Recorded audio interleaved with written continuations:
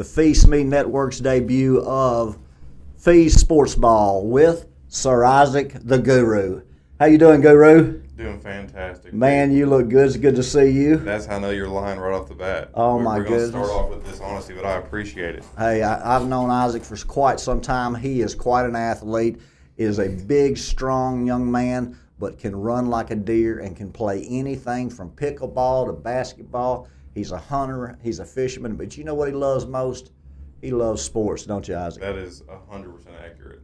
I love me some sports. And I've been suffering from a withdrawal the past couple months. Can't keep up with baseball as much as I can football, so I'm more than ready to be back in football season. I've been counting down the days. The timer's been going down, so I'm ready, and I'm happy to be here. Well, you talk about somebody who has a lot of passion for football, a lot of passion for the dadgum sports books. He's a guru when it comes to that. He understands math. He understands trends. He understands football, folks, and he understands coaching. So we're glad to have him on a weekly podcast of Phee Sportsball with Sir Isaac the Guru, right here on the Phee Network. We're going to get after it. Let's talk about the first week of college football last week and recap some of those marquee games. My goodness. You want to talk about Texas and Ohio State right off the bat? Yeah, we can go along with everybody else talking about that game, but that was kind of a boring game, to be honest with you. If you like defense and slow games, sure, but man, both those quarterbacks were not as impressive as I think everyone wanted them to be. Arch, it's tough for me because I've been wanting to see Arch just like everybody else, and seeing him struggle in that first game was rough and kind of surprising. But ultimately, I think both of them have the team and the talent there to still be good.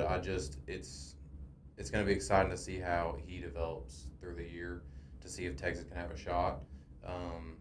But they both are really good. I think that Ohio State's quarterback didn't impress me very much either. And I think that they're full of draft picks, just like they are every single year. But the fact that they both struggle to move the ball, it's either a testament to the defense or a lack of the quarterback ability. So I'm anxious to figure out where I fall on that. I had a question on night about the four marquee games, and I told them that Ohio State was 0-4 against top 10 opponents when introducing a new quarterback. So that would not be a game I would play, but you don't want to take Ohio State either at pick 'em or +1 or -1 in the shoe normally. But I told them take the quarterback, Arch Manning, and neither one of them played well. But like I told them at the beginning of the podcast, I believe those teams could play for the national championship at the end of the year. They've got the defenses. And I think that's one of the best things, too, about the 12-team playoff now is that you can lose that game against an Ohio State or a Texas, and you can still be in it later in the year. The only thing that I don't mind a new quarterback looking nervous and struggling, that's not what scared me, but what raised a little bit of a red flag, at least I was paying attention more to Arch, honestly. I'm sure the rest of the world kind of was too.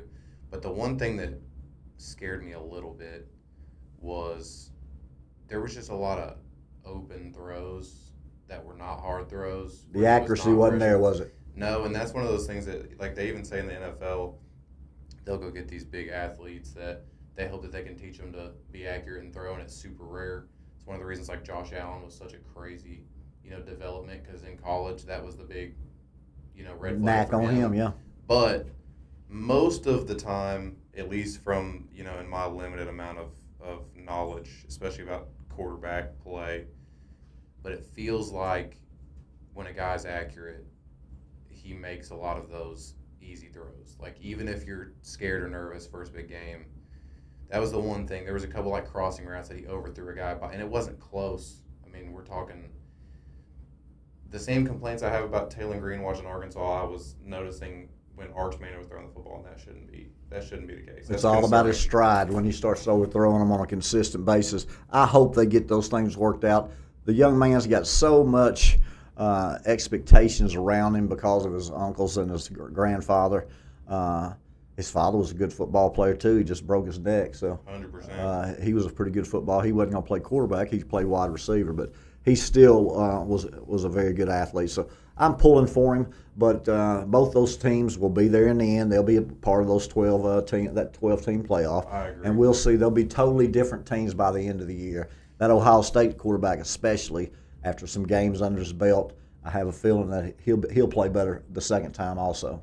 I'm hoping that which we'll kind of get into this a little bit later, but I'm hoping that we see a big bounce back from Arch when they play a little bit more of a cupcake this week. I think he probably has the potential to have a big bounce back week. I think so. Just a confidence thing, which I think will be the best thing for him. So. Well, what do you think about our boy Alabama just getting drummed by Florida State? I mean, I had Florida State plus the 14, but I didn't have them winning by 14. The heck no. And it almost makes me frustrated that quarterback at Florida State was, he was talking trash, and he didn't even, I don't know. He doesn't look the part, does he? No, he's not going to be someone that I follow this year. I mean, he was a running back, essentially, and his stat line at the end of the game with how pumped up they were and how bad Bama looked was not impressive. I mean, I don't even know how to explain that game. I think it's weird. I think, the vibes are really weird. Well, Florida State's always got good athletes. Yeah. And they were 11-0 a couple of years ago, and then they lost a quarterback and didn't get in the playoffs that year. The last time it was 4 teams. Mm-hmm. And they hadn't been any good since. No, and last year they were really, really bad. Laughable. Yeah, for real. But down in Florida, they can, with this NIL, they can change things real quick.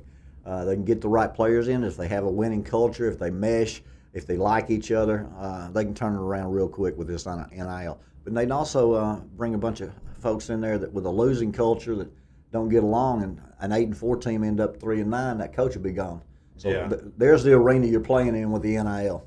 It's crazy. You could have a whole nother podcast show about just that stuff, but it is changing a lot of it. But still, the crazy thing is in Bama, you just don't have the time to have those years because they'll kick him out the door.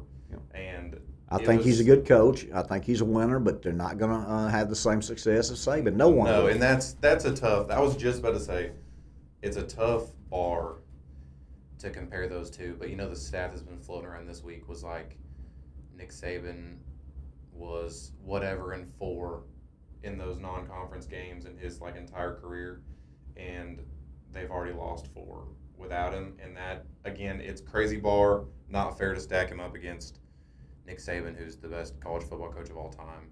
But don't want to follow the legend, do you? No, he's in a bad spot. He's in a bad spot. He'll go 9-3 and be unhappy. It's going to be like when Gus Malzahn was at Auburn. The fact that they compare themselves to Bama. I mean, if he has what we would consider a good year, they're not gonna be able to handle it, and then they're just gonna be searching for the next big thing and probably be unhappy for a long time until they get a little bit more realistic expectations. Yes, until they've gone down like they did in the 90s and the late 80s. Plus, we all know Nick Saban's about to be coaching at Arkansas too, so they're going to be playing against him. Again, you heard it here on the Feast Me Network first with Sir Isaac the Guru calling out Nick Saban to come to the University of Arkansas. Yeah, good luck with that. Crazy. I don't think Miss Sue will allow that to happen. No, it will not. It will not be happening. I'll lose a lot of money if that happens. Well, my best bet last week it was LSU plus the 3.5 against Clemson. Always, I think Clemson will probably go 11-1 this year with their only loss coming to LSU. But I was worried with that game because Brian Kelly can't win his first game of the year. No. So I was scared of it, but I still took it because plus over a field goal for LSU, which I thought was the better team, and that game was tough. It was a tough game, and I think I felt kind of similarly about Klubnik and Nussmeier. I think both of them are overrated personally. Coming out of that game, I think LSU can still be really good. I just don't think he's got the ability that Klubnik has the ability to get it done. I just really don't. I don't watch him. I was actually watching that game with Will, and we were kind of critiquing them both times because they're just both so hyped up. I mean, Nussmeier's a Heisman candidate. I'm a believer in LSU's boy. I'm a believer in their team. I think he's good enough. I think he's solid, and I think that they can get it done with him. I don't think Clemson can get it done with Klubnik. I just really don't. Well, they got to play a boy from Georgia, Carson Beck, down there, looked pretty good at Miami. Yeah, he did. And that surprised me that Miami, losing Cam Ward, would beat Notre Dame. Yeah. And also, when you start talking about that Florida State quarterback, he just didn't look the part. But boy, I tell you what, he did put on the show for him a little bit, didn't he? He had who he reminded me of? Who? You remember Vandy's quarterback from last year? He's still there. Yes, the freshman or the black boy that went to Hawaii the first night.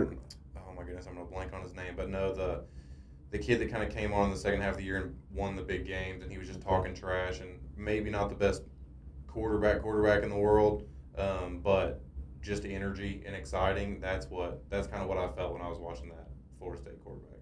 It's like, I don't think he's ever going to play a down of football in the NFL, but while he's in college, he's at least exciting. Well, Carson Beck might not either because of this NIL money. Can you imagine leaving Georgia and going to Miami? He had to get $4 or $5 million and not being able to secure an NFL contract.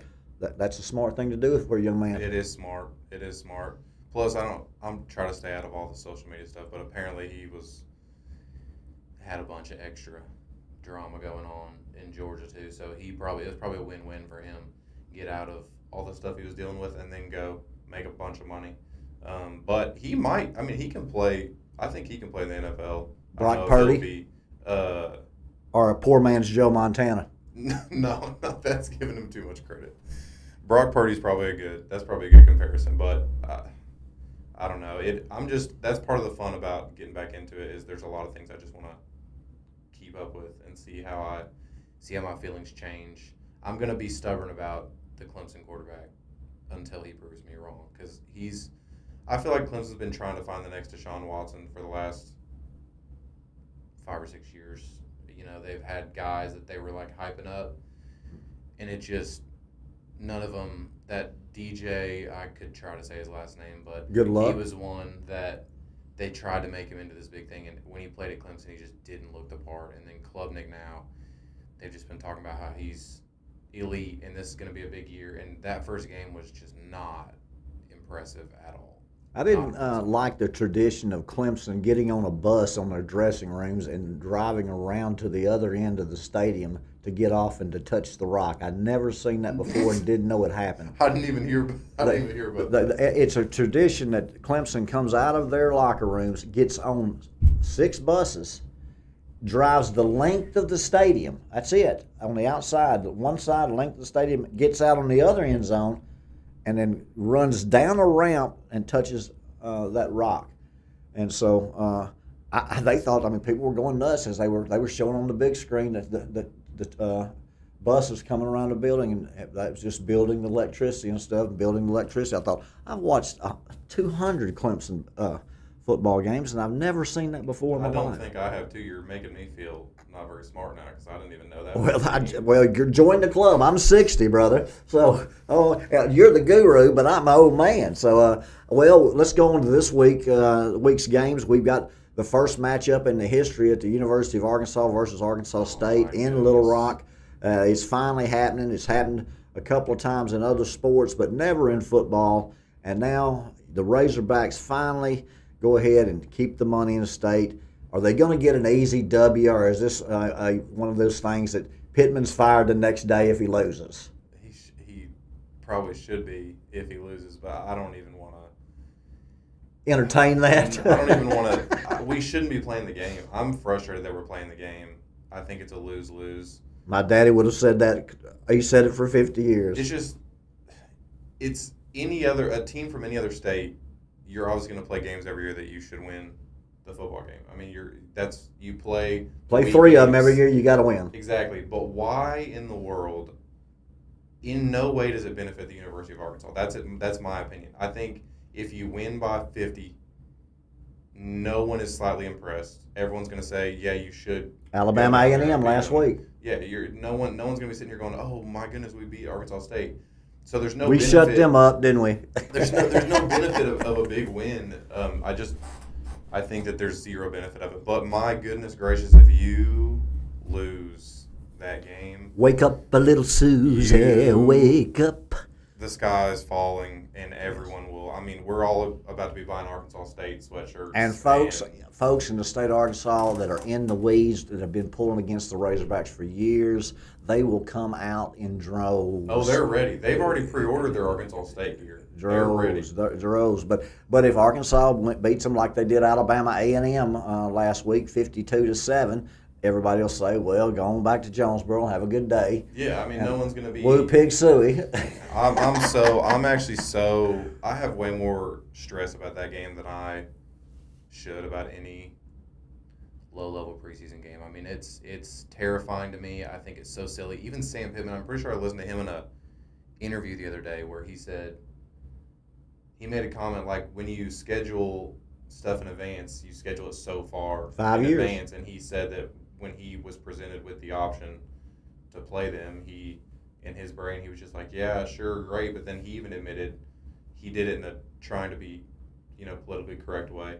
But he was even saying that there's no like benefit that comes out of it. Zero benefit. And I'm also scared because if you look at the stats and the score of the game against Alabama A&M, you would think we're okay.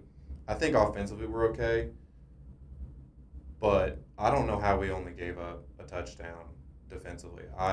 If anyone has any playmakers that we play against, I think we're in trouble. We did the whole thing that we used to do where it's 5-10 yard cushion on everybody and just forcing someone to move the ball downfield. Obviously, Alabama A&M just couldn't do that. I do not think it was a testament to the talent of our defense, and the second that we run into one of these non-conference games where someone has some speed and some playmakers, I'm a little scared that we might have a realization. The optimistic side of that, because I'm not trying to be a pessimist. No, I'm not trying to be a pessimist. I do think first game of the year, you're waking up. I do think our defense has greatly improved as the year has gone on the past few years. So I do think we have potential. A lot of new faces, again, NIL, transfer portal stuff. So I do also think it's possible your offense got the job done. Talon looked as good as I think Talon should look. I think that we can score points with people if our defense improves. The only area where I'm a little concerned is we seem like we have zero depth on like the defensive line. We've got a couple guys who look like they can play in the SEC with everybody, and then you had a couple of them that didn't look like that. They looked too light to me. Yeah, you get a big drop off, and that's what I'm just a little worried. But again, I'm not one of the people that's going into the season thinking we're going to win 9 games, but I'm also not. I haven't been calling for Sam Pittman's head and thinking that we're going to win 3. I think we're going to be. I just tell them 6-6 every year. That's what we're. That's what I said. Best case scenario, you're 8-4. Worst case, you're 4-8. If you're anything less than 4-8, he gets fired. Just pick 6-6 every year. They're just 8-12 in the SEC. Yep. That's where they are, and I don't know how they get there unless they're going to have to get better on the offensive and defensive lines. I think their offensive line is better than it was 2 years ago, for sure. I do too. But you do make, from a coaching standpoint, you make the most progress from the first week to the second week of the year. For sure. So let's see what happens. I think Arkansas wins the game easily, but at the same time, just like I told my son, if Arkansas State will beat them 1 out of 15 times. And if they beat them 1 out of 15 times and you're 2-28 again, or 28-2 against them, they're going to love those 2. We just gotta hope we don't catch the one this year. Is what we're trying. Yes, you don't want to lose the first one. You want to win 7 or 8 in a row, and then let them be excited on going 8-1. It'll be some dark days. Well, let's move on to another SEC opponent playing the Big Ten. What do you think about OU and Michigan? I think the line on that game is crazy. It's a fun game. I think 2 young quarterbacks, again, 2 unproven guys, and you know that they should have good teams backing them up. Michigan obviously is always going to be hyped up. OU has been rough the last couple years, but obviously joining the SEC, I think they were undersized, and people started figuring that out. It was like all the trash people talked about, this is what's going to happen when you get into the SEC. I think Texas adapted early, and I think OU was late. And so I think that they've looked small and not as competitive. But well, they didn't have a quarterback. No, and I think no receivers. I think their top 5 receivers were hurt to start the year last year. Yeah, it was rough. It was a rough year. But I think this John Mateer kid, I'm excited about him, and I know other people are really excited about him. I'm actually probably more excited about him than Michigan's quarterback at the moment. But the line on that game is wild. I was surprised. If anything, to me, if you're going to tell me that OU's the favorite, I would have told you 2.5, 3, something like that. But for it to be what it is 7. crazy. Yeah, and I think it moved down a little bit. I think it's like 6.5 now. But You just take crazy. Michigan. You take Michigan in that. I'm not touching it. You're not touching I it? have no desire to have anything to do with Well, that. the Michigan quarterback is raw, but I'm going to tell you something. He is an athlete, freakish athlete. If he can throw the ball with accuracy and get out of the pocket, throw it on the run, if he can limit turnovers, Michigan's got a good chance to come into Norman and win that game. Absolutely. I think it's very. That's why I'm scared of it, because it wouldn't surprise me if the game goes either way.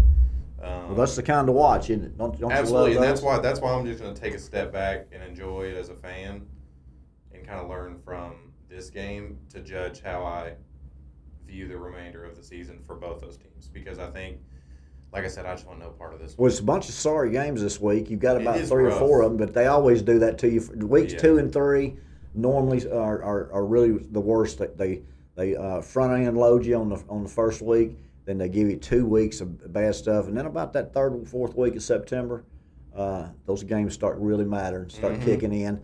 You want to have a whole lot more of Texas playing San Jose State, and who they play this week? Isn't it San Jose State? Texas, no, they play. Oh, I had them. I had them as one of my. San Jose State. Yeah, Is that what you said? yeah. That's my fault. Yeah, I think, and they're like 32.5, 31.5 favorites. I tell you that San Jose State last year had an offense. Texas is going to score 50 on them. I just don't know if San Jose State will actually score 10. See, I mean, that's. I don't. We'll have to get to that one later, because that's one of my favorite picks of the week is okay. Texas covering that spread, All and right. it's because of an absolute barn burner that everyone was graced with last week between San Jose State and Central Michigan, where I think the final score was 16-14. Tell me about that. I mean, it was. I did not watch the game or keep up with the game. I have no reason to keep up with either of those teams. But when I was looking at upcoming games this week and I saw Texas play them, I was doing some research, and I saw they were 0-1. But then I went and looked at the score, and it was 16-14 Central Michigan versus San Jose State, and I was like, I know Texas didn't look good, but if you score 14 against Central Michigan and lose, Hey, those directional Michigan schools can play west, south, central, east. I'm just telling you right now that's why I made the comment earlier about Arch Manning having a chance to have a big bounce back. Is I think there's a world that Texas has their backups in the 3rd quarter and is absolutely drumming them. They'll want to pound them. And that's another thing they just lost. If they didn't come off a loss, Right. I may not feel. I hate big spreads. I hate betting big spreads because there's just so much little extra factors that come into it where maybe you're up by 4 touchdowns, you put in backups, and then anything can happen. So Nothing touchdowns just crush you. I hate them. Bad bets just crush you. There's 2 things in my mind right now that I'm okay with. One is betting anytime Lane Kiffin is a big spread, because I know that man will be trying to score touchdowns until the final whistle. And then, as of this week, it's Texas coming off a loss against a team that just scored 14 points against Central Michigan. Well, what do you think about the Wildcats of Kentucky playing Ole Miss, the Rebels? You've got, what is that line, 10 or 9.5? It went down. I think it's 9.5 now. And I would assume, if anything, it goes down another half point. But I'm all over Ole Miss in that game. I think Kentucky is about to the end of their road with this coach. I think they're taking a big step down. They also beat them last year in this game. So I think that you got a little bit of the revenge game. And a lot of people claim that, obviously, it's tough to play the hypothetical game, but a lot of people claim that Ole Miss didn't get into the playoff because they lost to Kentucky, which is fair. So you just have a lot of extra motivation on the Ole Miss side. And early season Lane Kiffin, He's polarizing, and I like him. You do you or I don't? can't stand him. That's what I thought. I can't stand him. Yeah. Can't stand him. He's polarizing. And I liked his daddy, and I like him. But yes, he is very I polarizing. hope somehow this reaches Lane Kiffin, but no, I can't. I can't stand Well, him. we'll send it to him. Yeah, we'll send it to him. One of the million subscribers, send it to him, please, too. There you go. Yes. No, I can't stand Lane Kiffin. I hated the way that he handled. I think he handles things like a 14-year-old trying to get a big job. Like when he did the whole thing with Arkansas. And I'm not even one of those people who gets super hyped up when you hear the rumors, oh, so-and-so's coming to Arkansas. I don't, other than the fact that Nick Saban will be coaching at Arkansas, in a year. Right. It's big. It's a big rumor. But no, when he handled that the way he did and just went out of his way to make us think he was coming here just to get a little more money, and just the way that he talked, I don't know, he just screams like obnoxious frat boy to me. I can't stand him. But that being said, he can coach football. Hey, for somebody that, interviews and coaches like he's 14, he's got the Tennessee job, the USC job. He can coach football. Now he's at Ole Miss. He can coach. I can't. He had a stint at Alabama as OC, won a couple of national championships. You think Nick maybe had anything to do with that, or you think it was all maybe Lane? just a little bit. And those athletes. Have you found that with Bill Belichick, just like as I've always said, that when it comes to coaching, it's who has the best athletes most of the time, and when things are average, then it gets into coaching. So I think Mr. Belichick's going to realize that if he doesn't have the best team every year, that his record's not going to be undefeated and great every year. I think there's rare coaches that have the ability to make people overplay their talent level, and I don't think that's super common, but I do think it is coaching can play a big role or kind of overcompensate for the lack of talent. But in that, the Bill Belichick thing that's crazy. That was best coach to ever coach the NFL based on wins and losses as far as Super Bowls, and decides after 2 years he wants to get back into college. Does that tell you that there's no feeling, no drug in the world, nothing better than to be in a locker room or to be leading men to victory? There is something about that culture that no matter what you're doing, once it's over, you miss it. Yeah, absolutely. And he obviously, I think, is a testament to college football, too, the fact that he had the desire to go do it. But not a good start. Not a good start. I'm not even going to, for the respect of Bill Belichick, I'm not even going to dive into that game. I think I saw a video today of his wonderful girlfriend that everyone likes so much, talking to him on the sideline. 25-year-old? Yeah.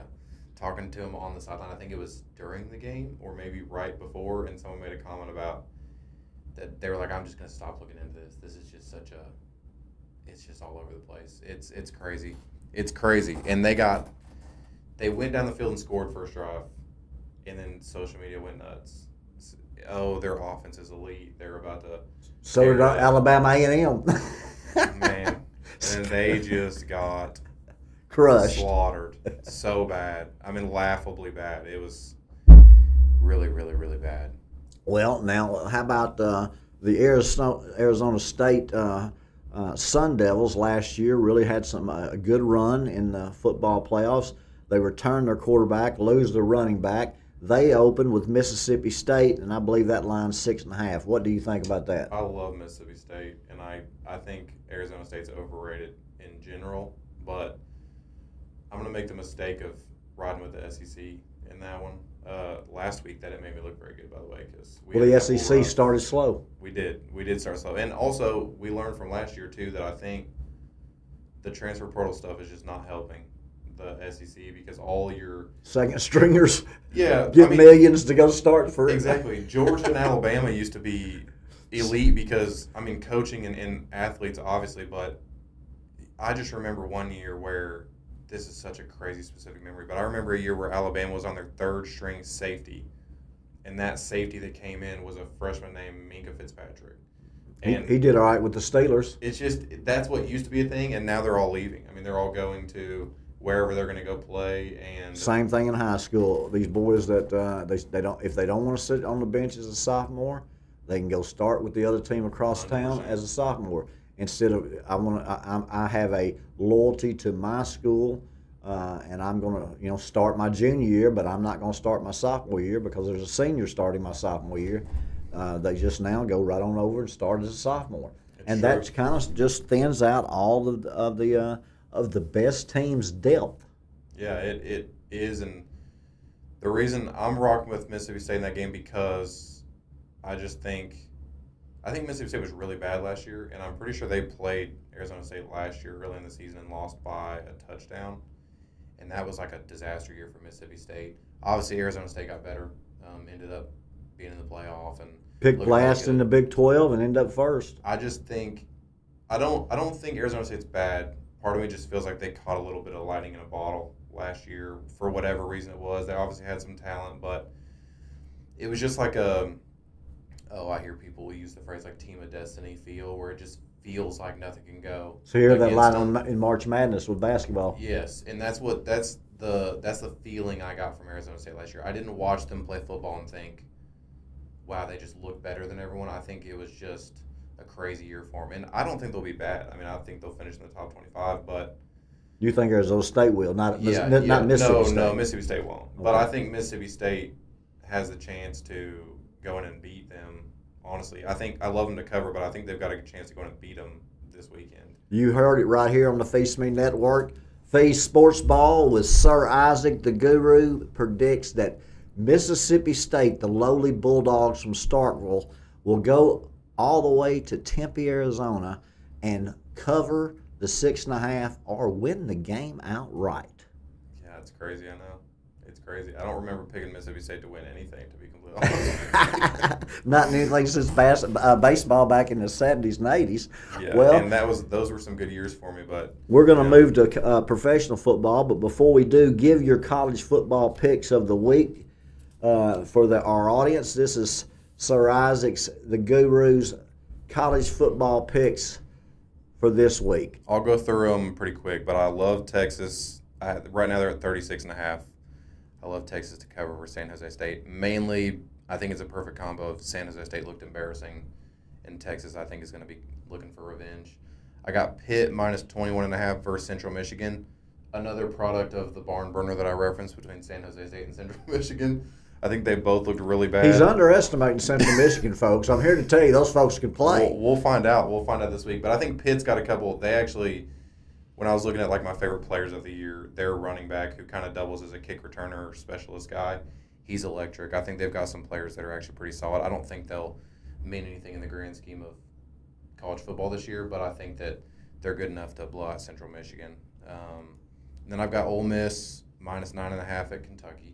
Minus 9.5 at Kentucky, Yep. on a road favorite. I love that one, and also not to get too crazy, but if someone were to get creative, I think the Kentucky team under was like 20.5, and I know in their cupcake game last week they only scored 24. I think they put like Toledo, if I remember correctly. I could be wrong, but they could barely. Another team, Toledo can play too, folks. They not with the SEC they can't, but if you can hang 24 on a bad team, then I don't anticipate you're going to hang more than that against Ole Miss. I could be wrong, but I love Ole Miss to cover in that game. I think Ole Miss beats them by 3 touchdowns. I do too. That may be my favorite pick of the week. Okay. Well, Mizzou minus 6.5 versus Kansas. We've We've been doing this thing where we like to. People are trying to make Kansas and Kansas State like the darlings of the Big 12 now. That Texas, Oklahoma gone. So I don't and know. Oklahoma State was just a complete dismal bust last year. Crazy. That's crazy. And they have a crazy line this week too. I'm not touching it, but they're predicted to get killed by Oregon, which 4 years ago, that's a crazy statement because Oklahoma State could hang with people. They had a defense and they could run, they could score. But no, I think Mizzou beats Kansas by a couple scores at least. I think Mizzou's pretty solid, and I think that Kansas is not impressive to me. Okay. I've got Mississippi State plus 6.5 versus Arizona State, which we just talked about that one, and then I've got Vandy as a 1.5-point dog against Virginia Tech. The Hokies of Virginia Tech, and Vanderbilt's better than most people think because they're Vanderbilt. I 100%. They're just constantly disrespected. They're like right below Arkansas on the level that people expect from them, but Virginia Tech, I don't think is anything special, and I think Vandy had a really good year last year, and they kept a lot of those people. So I'm 1.5-point dog to Virginia Tech. I'm taking Vandy in that one. Well, tradition tells you don't bet against the Hokies in their home field. And the last 3 years, Virginia Tech's just not been the same Virginia Tech. No, So I don't think NIL is helping them, people going to Virginia Tech. But Michael Vick was quite a player there. Yeah, if they could get Mike Vick to suit up again, they may be able to Cover the to 1.5. spread, maybe. But I don't know. You got any top performers this week in college? Players? Yes. There's a few people I'm just excited to watch more of. It's so hard, like week one, because you're just still feeling it out. But I love OU's quarterback. To be honest, I didn't know anything about him before I watched them play, but he looked really good. He just looked calm. It was like the things you want to see from a young guy. He just looked like he was zero pressure, laid back, and just lit it up. And that, to me, says a lot when you're a young guy. I just think it kind of reminds me of a little bit like Jaden Daniels' mentality, where do I think Jaden Daniels has the best technical quarterback abilities in the NFL? No, but the man is just ice cold. I mean, he just doesn't get too high, too low, and that's kind of the vibes I got from. Reminds me of Matt Jones and at the Razorbacks. Same 100%. Type of mentality, same type of just always cool. Yep. And waiting for that moment and those lights to come on for him to make his play. Absolutely. I've got Arch Manning on there, but it's mainly just out of curiosity. Just not because he impressed me, but everyone's got to watch him. I'm looking for DJ Lagway at Florida. I'm kind of waiting on him to disappoint me. He reminds me, not to keep making comparisons, but he reminds me of, oh goodness, what's the Colts quarterback? I'm blanking that played there. Anthony? Yeah. Miller? No, Richardson. Anthony Richardson. He reminds me a little bit of him, where he was great athlete, great ability, great arm strength, but just never, even when he was at Florida, he just didn't look like a great quarterback. And so far, I think DJ Lagway's thing's been injury so far, but still, it's just a deal where I'm kind of waiting to see whether he's going to be the real deal or not. I think I like the Missouri running back, since you're talking about them playing. Absolutely. I love Ahmad Hardy's his name. Yeah. He looked like it was easy for him. Yeah. I was super high on him. I definitely had him on here. You think he's going to go into Kansas and have a big week this week? Yeah. He should. Especially when you start talking about, there's a lot of differences between the conferences, but the thing that people have always just hung their hat on is, like, up front, size and strength on the offensive line. You should be able to go in there and run the ball.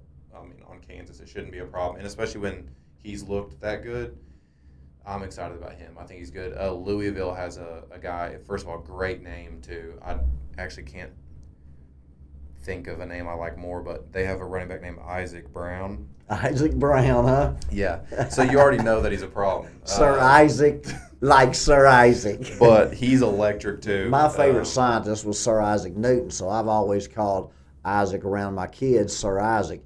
And then after the old sports gurus came out, so I started calling him Sir Isaac the Guru, because he is a football guru. He eats, sleeps, and drinks it, folks. He's an algorithm stat freak. No way. I'll be wrong about every pick I gave in this week, and then that's right. Then the beauty of this segment will be everyone can just fade everything I say. That's why it's a win-win. There you go. The worst thing I could do is go even. Then you don't know what to do with my picks. That's true. But also, I had to throw Mike Washington for Arkansas on there because I heard about him a lot in camp. It was the first time I remember us in recent history sitting someone out because they had proven themselves really early. Apparently, he was just due every single scrimmage we had for a 60-yard touchdown run. He looked really good. He's big, first of all, like huge. Both of our running backs are huge. We've got a lot of size. I'm not saying 230 plus. 228 and 230 something. I think they're 230 plus with those uniforms on, brother. 100%. But he was one play. He had a great game and a great stat line, but he was one play away from another 40, 50-yard touchdown. I don't remember exactly how far of a run it was, but he got caught by his shoelaces and kind of regained his balance for a second and then ended up falling. But Hey, the turf monster has gotten Phee before also. Let me just tell you something. Nothing worse than going for a leg up, nobody around you, and the old court monster getting you. Oh, yeah. And just sprinting out for the touchdown, nobody around you, and the turf monster gets you. All of a sudden you're tripling, stumbling, bumbling, weebling, and wobbling, trying not to fall down before you get to the end zone. It gets me all the time because my brain thinks I'm faster than I am. So my head and my upper body leans forward and the legs just don't. They just seem to refuse to cooperate with what I think I can do. Couple wide receivers, Carnell Tate at Ohio State. It's like the perfect spot to be a stud when you're playing next to Jeremiah Smith, where he's incredible and he'll have an incredible year. But if you're a starting wide receiver for Ohio State, and I think the guy's like 6'4", he's a big bodied guy. But That's Randy Moss right there playing with Chris next to a Carter's guy on like the that, monitor. It's just hard. It's just a perfect spot for you when we've got so much attention being paid attention to Jeremiah Smith. You've got all the space in the world to be really good, especially when you're that talented. Cam Coleman at Auburn is a stud too. Crazy good. What do you think about that Auburn-Baylor game last week before we move on? I don't even know. I think on my notes I literally put Auburn-Baylor ? Because that's how I felt about it. It honestly stinks that I didn't have a firm opinion on it because Baylor's in a really good upset spot this week too. And I think SMU is overrated, but I don't know if that was Auburn being not that good and Baylor being worse, or if they're both solid, or what. I'm really not sure. I could not tell. First big disappointments for me, that game was a big disappointment. I did not think that either team looked like they were prepared to play. It looked bad on both coaches, and before it was over with, I didn't want to watch it. Yeah, I felt the same. It was just weird. It was not. It's like impressive. a junior high football game that doesn't throw but 3 passes a game. Yeah. That's the execution of offense, and they certainly were trying to throw it more than 3 times a game. They just couldn't 100%. get it done. But so you go ahead and give your top 3 college picks of the week before we move on to pro. I'd say top 3. I'm gonna go Mizzou by 6.5 at Kansas, Mississippi State or Ole Miss minus 9.5 versus Kentucky. And then give me Pitt minus 21.5 for Central Michigan. And one last player I won't talk about a lot, but it's just eye test. Did you see LSU's tight end? A freak. Yeah, I had no idea who that kid was, and I watched that game for 5 minutes and just saw him. I think I saw him make 1 catch, and I started Googling him. I was like, who the heck is this guy? I mean, You think he's already better than Bowers, huh? No. But he's just a freak. I mean, he's 6'7", like 220, and he just looks. They just keep getting bigger, don't they? Sometimes you just look on the field, and you can know a lot about football and think that you can evaluate talent and all that, but sometimes you just look out there, and someone just pops off the TV, and he was like that to me. And then a couple drives later, he had like a contested touchdown catch. His stat line wasn't impressive. He had like 2 or 3 catches, but I don't know. Eye test wise, that kid is a freak. So I'm going to be watching him this year, especially with how much they throw the ball. I was at a 10-year-old and on the field at the University of Arkansas on a Friday, and Texas was playing Arkansas in Fayetteville, and so Texas bus pulled up.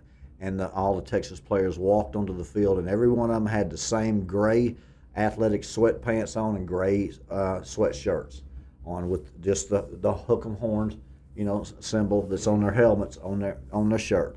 That's it. And I was on the field, and when I looked up and I saw this boy, and I thought, wow, he's different. Earl Campbell. Makes sense. Earl Campbell had legs like that, and they were all rippled, and he just looked like the Hulk from just a minor version, just walking, and he was just easy and just slumbering. And I thought, and the next day he put it on the Hogs, boy. But I'm telling you what, that's the first one that, like you said, when you look out there on the field and you say, okay, he's definitely can play. When I saw Earl Campbell, and I was out there, just 10-year-old little boy, and I was around 6'5", 6'4" boys all the time. Offensive linemen, athletes, and some people just look that different. boy will look different. It's true. Some people are just The built Tyler Rose looked different. Well, all right, you got Isaac's college picks for the week as we move on to the week 1 of professional football. Isaac, I know this is your excitement, your passion. You just can't not wait. You got a fantasy football angle.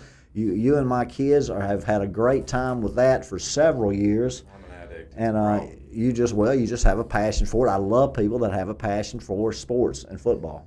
Fantasy does it to me. NFL, it's crazy because I grew up not having a team. I always was anti-Cowboys because a lot of people here were Cowboys fans. so I just kind of steered clear. I was never a Kansas City fan until I will admit to the world that when they started winning, I started becoming a Kansas City fan.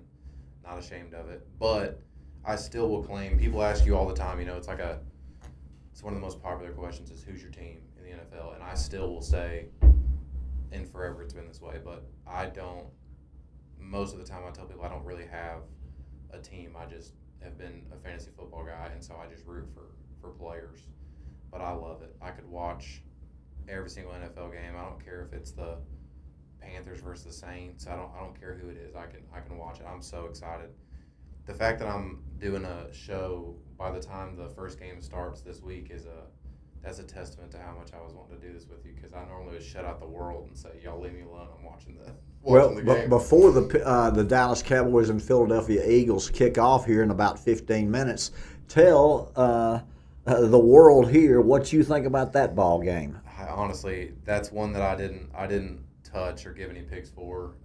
Well, then he doesn't have to watch it, folks. No, we'll move right on. I'm excited to watch it for a lot of reasons, but there's also a lot of reasons why I'm scared of it, because I think the Eagles, normally in any sport, not just football, I love to tail people when they come off a championship win. I love betting against them when they come back. I think it's normally like a really big letdown spot, especially when they actually do the ring ceremony and all that stuff. But that's definitely a better trend. The first week back, 100%. Yes, that's been known for many, many years. Absolutely. You're playing against because normally the line is shaded toward the champions anyway, and then they've been celebrating for 6 months and fixing to party with that ring ceremony, and next thing you know, those boys across the field, they can play too, and they're not real happy. No. They tend to give their best effort against those boys, don't they? The fact that it's Dallas, with what's gone on in the offseason, they may be the only team that's supposed to be good, expected to be good in the NFL, that I am terrified to bet on, because it's just, Jerry Jones he belongs in the WWE, the way that he runs. It's all for show, and it causes drama. And sells tickets and makes him the most profitable franchise in sports. I'll never take anything away from him as a businessman. It works business-wise. You'd be absolutely silly to well, talk if it was about the it. Dallas Sir Isaac Newton, the Guru team, you'd do what you wanted to, and if it worked out, you'd be a champion. And if it didn't work out, they could talk trash about you, and you'd still own the team. It's true. There's just a couple things. Just as far as you don't get rid of Micah Parsons. No. You got a quarterback that's been overrated for 5 years, and you paid him, and you're paying him the most money in the NFL. And why do you think you had to give up Micah Parsons? And you got one of the best receiving cores in the NFL with George 100%. Pickens, that hadn't had a quarterback yet, and Fee's been telling folks that George Pickens can play. If George Pickens can keep from punching someone in the helmet on the field, then he would be. And C.D. Lamb can catch the ball right out of OK Lamma. 100%. I think that's the thing that makes me scared to bet it. I think Dallas has the potential to hang a ton of points up on anybody. I also think Dallas can't stop the run. No, they got Saquon Barkley. Take the Eagles at home. What is the line? Anyway, 7.5. 8.5. Woo! I know it's a lot. It's a lot. Hey, tune in tonight. I can't. And watch that 7-point Eagle victory. I can't touch it. I was even trying to come up with just a fun. I had to put some sort of bet on the first game of the year.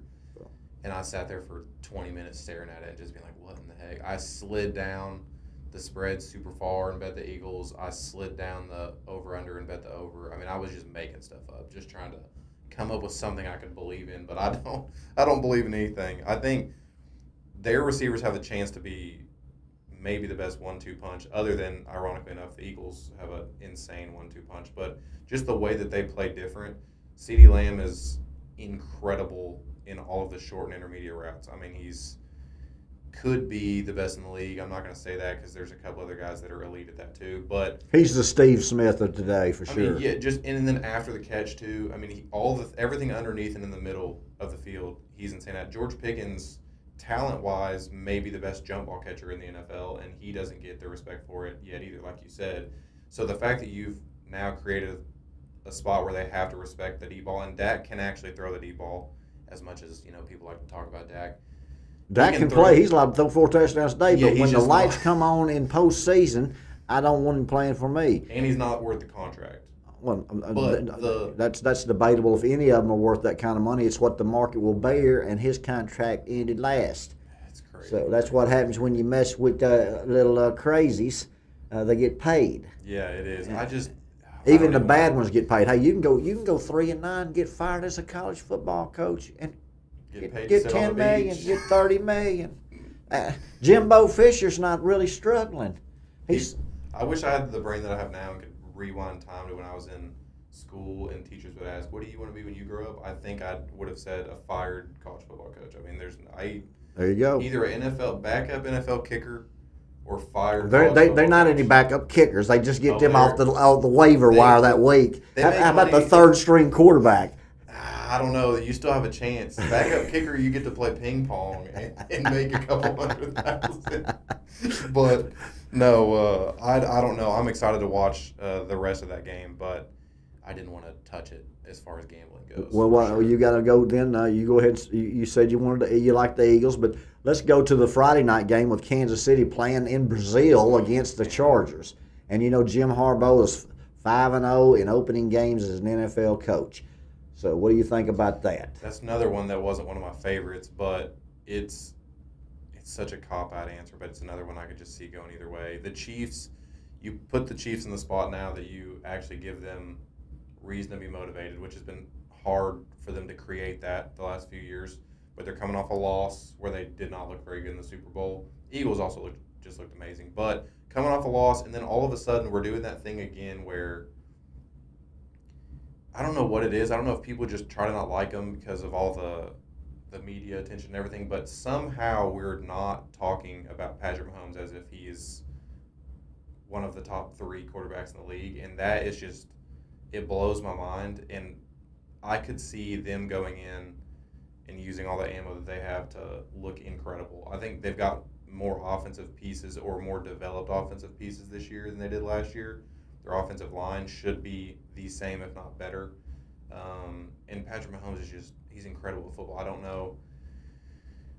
It blows my mind that we don't talk about him more, which sounds so stupid. He's won the Super Bowls that he's won, and somehow it still feels like we don't talk about him enough. But then on the flip side of that, I think Justin Herbert is one of the most underappreciated quarterbacks also. I think talent-wise, he's up there with a lot of those guys too, and he's had these weird situations every year where because of injuries or because of not having the right guys, coaching changes, all this stuff, I feel like he hasn't had the opportunity to be as good as he can be. And I think this is the first year that I can remember where they had a year to develop some guys last year, and now they're in a spot where they should be gelled. And I think he's got some pieces that he could have a great year too. So it would not surprise me if they come out and look great also. I don't know how the game goes. If I had to pick a team, I'd probably just have to rock with Kansas City. All right, I'll take the Chargers plus the points in Brazil. I think Jim Harbaugh and the Chargers make a big jump this year. I think that the Denver Broncos and the San Diego Chargers give Kansas City everything they want for that division. I do believe Kansas City will come out on top in that division, but they won't have a big cushion. It'll be a one-game difference in that division. Those teams are getting better. I'll tell you what, the Arizona Cardinals are getting better also.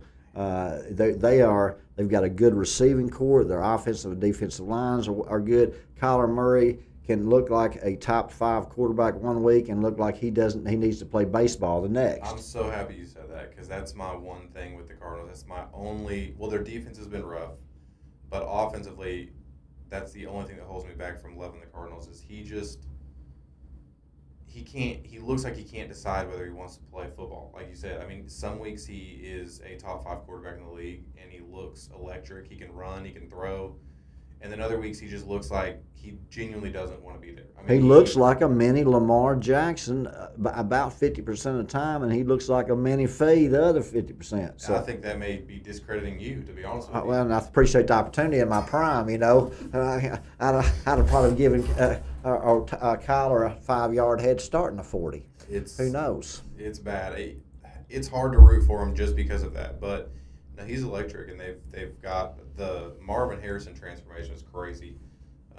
over the offseason because everyone, and I love seeing that too, just showing someone's, drive. Everyone talked about how he couldn't get open last year because he was skinny and undersized and people were picking on him at the line of scrimmage. And all of a sudden he his daddy was a skinny, little bitty guy too that just caught the ball and scored touchdowns for Peyton Manning, Indianapolis Colts. I'm going to tell you right now that the Cardinals receiving core is top notch. It's really good, and they've got a running back that nobody seems to think about or talk about, but he can run, and so they got one of the best defensive linemen in the game, and then like you said, their secondary has been struggling, and no matter who they draft or who they bring into, it doesn't get any better. No, so it's weird. But there again, when you're playing in a division with San Francisco and Seattle, you don't have to have a score a lot or have a pass defense. I can't believe it. But Kansas City, I think, is going to have a tough. I think they win it. I don't think they get back to the Super Bowl, but I do think they win the AFC West, but it's by one game. I think that's a fair guess, and I probably agree that I can't see him getting back to the Super Bowl this year. But that's more of a testament to. It feels like, and it's felt like this for the last couple years too, but it just feels like it's the Ravens or the Bills' time. It just waiting on it to happen. Plus, if the Bengals can figure out how to play defense too. But yeah, I agree with you. I think that's a pretty good guess of how it goes for the Chiefs this year. Well, do you even want to talk about the Carolina Panthers plus the Jacksonville Jaguars at -3.5? No. You want to pass that and go right to the Cincinnati Bengals -5 against their in-state rivalries, the Cleveland Browns.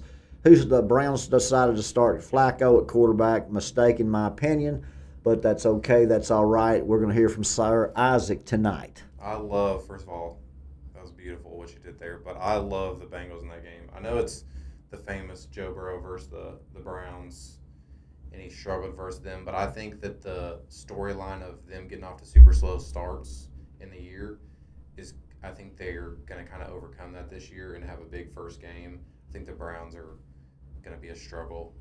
They've got pieces, but when the Bengals played their guys in the preseason a little bit and they made it look as easy as they did. I know it's just preseason, but when they came out and it was one drive of Burrow to Jamar Chase and it just looked like the easiest thing in the world, I think that was a little bit. It made me feel like it was a little bit of a precursor to the first game of the year. You do realize that Phee has been telling people for many, many months now that Joe Burrow will be the second best quarterback in the league, and the Bengals, if they weren't the Bungles of old with that dadgum front office and ownership that for somehow can mess any team up, they've got Jamar Chase and T. Higgins on the outside. They got the second or third best quarterback. I said this year he will be number 2. I like it. Number 2. Joe Burrows is here. It is a Super Bowl year. I've got Cincinnati and Baltimore both from that same division going to the AFC Championship game. It's a fair guess. If their defense can play at all, the Bengals have a great chance. I think that's the only thing holding them back. I think, was it last year that Joe Burrow was coming off like the wrist too? Yep. It was just kind of a weird spot. He was hurt all year. Yeah, and they have had a couple really bad slow starts, but I have zero doubts about their offense at all. They'll choke defense twice a year. It's just that they've never been able to stop anybody, and that's maybe in the history there's a couple good teams that you could play that way and get away with it, but when your competition is the Chiefs, the Ravens, and the Bills, you can't. Those quarterbacks are going to score points, so you have to be able to stop them at some point in time, or else you're not going to be able to. You may make it through one of them, but you're not going to make it through 2 or 3 of them. I mean, it's going to catch up to you. But I love it. I mean, I think they could have the best offense in the NFL, and the Ravens are also. I think that's a great pick. They're just Lamar's. It's his time. It should be, and I hope it's his and Joe Burrow's time, folks. I like too many of them to pick one to root for. That's the hard thing for me. I love all the quarterbacks in that conference, and it makes me. I can't figure out who I want to win a Super Bowl because you could say the same for Josh Allen as you could for Lamar, as you could for Joe Burrow. Respect all those players tremendously, and all of them are tops in their profession, no question about it. But right now we've got to go talk about one of my favorite of all-time quarterbacks, Aaron Rodgers, and the dismal 2 years he had with the Jets. Mm-hmm. Now he goes and plays the New York Jets there. with DK Metcalf as his wide receiver. I don't see a big upgrade from George Pickens. I wish George Pickens would have hung out with Aaron Rodgers. But hey, DK right out of Ole Miss, not a bad player and a physical specimen, boys and girls. So tell me, what do you think about Aaron Rodgers? Is he too old? Is he hurt? Is he a distraction, like they've said for the last 2 years? Or is he going to come back and be one of the best quarterbacks that's ever put on a uniform like he has been for the previous 16? I think it's probably somewhere in the middle for me. I don't think he's washed up because I think at the end of last year, if you take their last 3 or 4 games of last year, I think he looked like a good quarterback. They were obviously out of it at that point, so it didn't really matter. But as long as he doesn't run out in the first game on national television with the American flag behind him like he did at the Jets when that all went, down the chute early just for the bad juju. Well, he blew out an Achilles doing that, didn't he? Yeah, he did. So let's not repeat that. Let's do as many things as we can to stay away from that. Like when you've had 5 ACLs, folks, I can just tell you, I don't want an Achilles. Back in the day when I play, I'm here to tell you, an Achilles was career-ending. It's 18-month rehab if you ever get back. And Michael Jordan did it in his second or third year, had an Achilles injury, sat out all but like 6 games, and came back and looked like a freak of nature. Crazy. Because Achilles back in the day, in the 60s, 70s, 80s, you didn't come back from those injuries. No. And for him to come back and be working and do with the special trainer and doing all this and trying to get back, 4 months early, he never looked. Even in the last games where he had a zip on the ball again, he never looked like he was happy with his feet, never comfortable with his feet. No. I guarantee you, have you ever been pushing a dadgum grocery basket down the aisle and somebody come up behind you and you're worried that basket's going to hit your Achilles and your feet? Because I'm telling you, that when they come behind me, I'm already trying to get out of the way. Because you just don't want to get that. That is one injury you don't want. Stay away from the ACLs and the Achilles, boys and girls. But Aaron Rodgers, the Jets, what do you say, Sir Isaac, the Guru? I'm just hoping that he's spent enough time in a cave this offseason that he's mentally past the Achilles thing. And hopefully he has enough crazy beliefs that, he can justify why he shouldn't be scared of it. I do think it'd be crazy to say he's not a distraction at all. But I think Mike Tomlin kind of is a little bit of a sicko and likes those personalities a little bit, and he does well with them. I mean, he's a great coach. He's 500 with the worst teams. He can manage those personalities as long as they don't have too many. Folks, I'm telling you, the AFC North right now, if Aaron Rodgers comes back and plays like I know he can, you've got 3 teams right there because the Pittsburgh Steelers got a defense and the Pittsburgh Steelers have got weapons on offense. If they're healthy and Aaron Rodgers plays well, they're going to compete with Baltimore and Cincinnati in that division. I agree. It's a prove-it year for Pittsburgh. As long as Aaron Rodgers can be manageable, I know their fans have been saying forever, if we just had a quarterback, and they've been going through a bad stretch right now. I hope they've got one. I do too, because I think that's been the excuse. I think they still have all the pieces everywhere else. Their receivers aren't great. DK Metcalf is a monster, but the depth isn't just great. Their running backs aren't great, but they haven't been, and they've been saying, give us a quarterback, and this will be, he's old, but this will be a chance that hopefully Aaron Rodgers can play, and they'll get a chance to kind of back up what they've been wishing for and look really good. Doesn't their defense look good? Yeah, it's insane. I love T.J. Watt. He's one of my favorite players of all time, I think. Yeah. Well, let's. You got Pittsburgh winning that game, or you got the Jets? It's Pittsburgh at the Jets -2.5. I'm not betting it, but I've got Pittsburgh for sure in my mind. Okay. Tampa Bay Bucks, Atlanta Falcons with Michael Penix Jr. I'm a big fan of the lefty. Saying that one, by the way. We talk a lot worse than that with theology when it comes to night with Phee. We do answer the questions, and we do get in trouble from folks. But yes, I did say Penix. With an X. Yeah, with an X, not a triple X, but an X. So, yeah, after all, Sir Isaac, the Guru, can't stand it when he has to start talking about Penixes. Yeah, no, it's not. I will say it's not one of my favorite things to talk about on the planet. But that's a fun game. I think that's a really fun game because the Bucks looked really good at the end of last year. They looked good all last year. Baker played his butt off. Baker and his running back looked like a hook, and you put those wide receivers out there. If Godwin is or Goodwin is healthy along with that big boy, I think there's a chance he gets played off the field this year by their rookie. I really do. I think Wake up a little Susie. I'm crazy about Egbuka.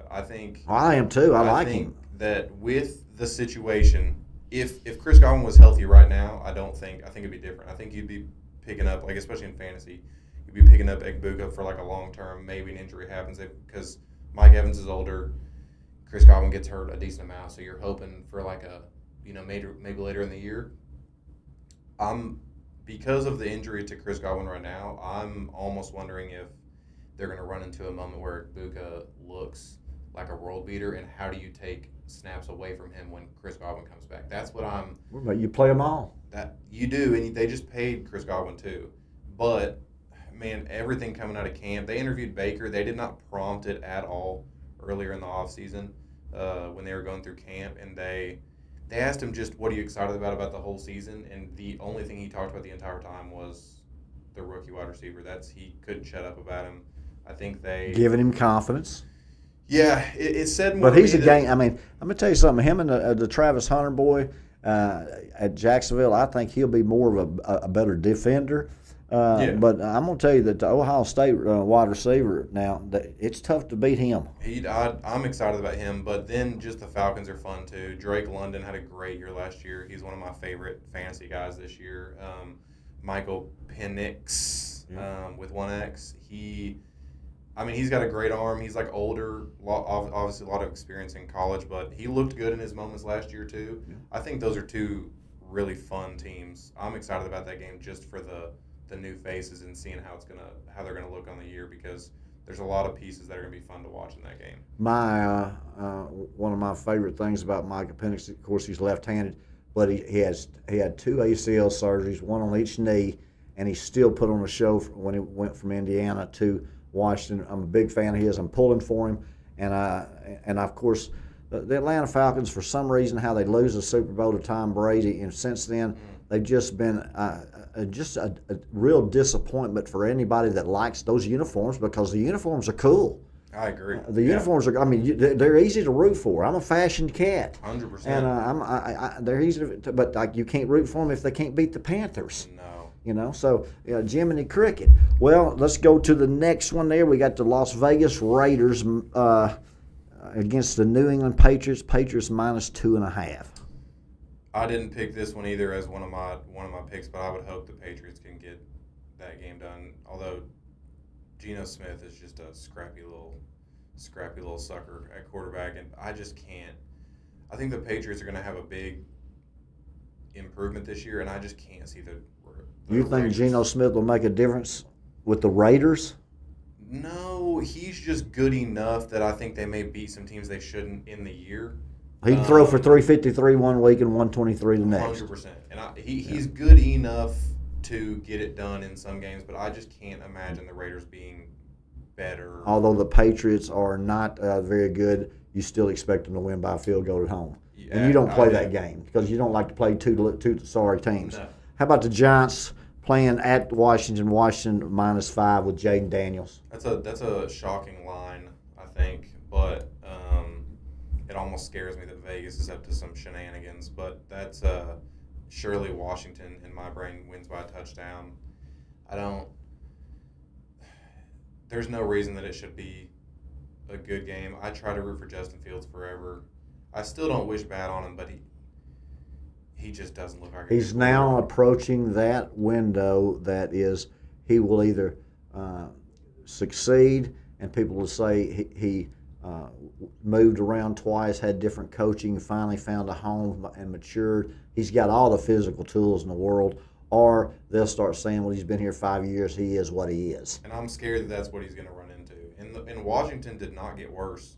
If anything, Washington was a good football team at the end of the year. That's what I'm saying. I mean, I kept telling everybody at the end of the year, don't sleep on the Commanders. And Jaden Daniels this year, I had a question on Night, which tuned in at 9 p.m. tonight for Night with Phee. But I had a question a couple of weeks ago about listing my top 10 quarterbacks, and I listed Jaden Daniels number 5.